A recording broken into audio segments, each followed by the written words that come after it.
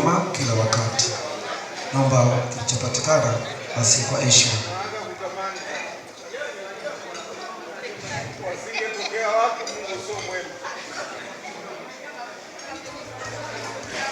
Asante. Bwana harusi, bibi harusi, asanteni. Mungu awabariki. Nikijamii kama nyumbani kwako, sawa, nipikie chakula kizuri. Sawa, bibi harusi.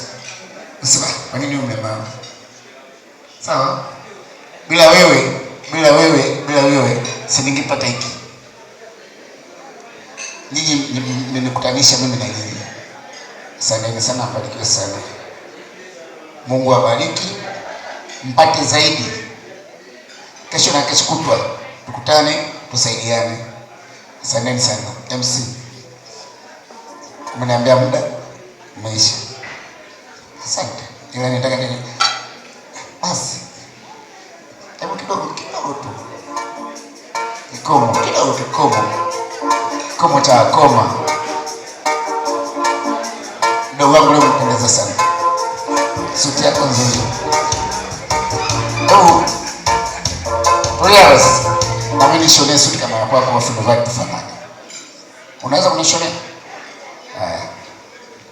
Sasa tumpige makofi mengi na vigege tafadhali.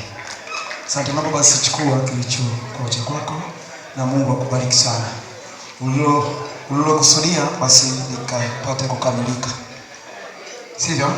Si mafuta unasoma basi inshallah Mwenyezi Mungu atakufanyia pesa na utamaliza na utapata digrii za kutosha, lakini mwisho wa siku utengeneze pesa nyingi wako.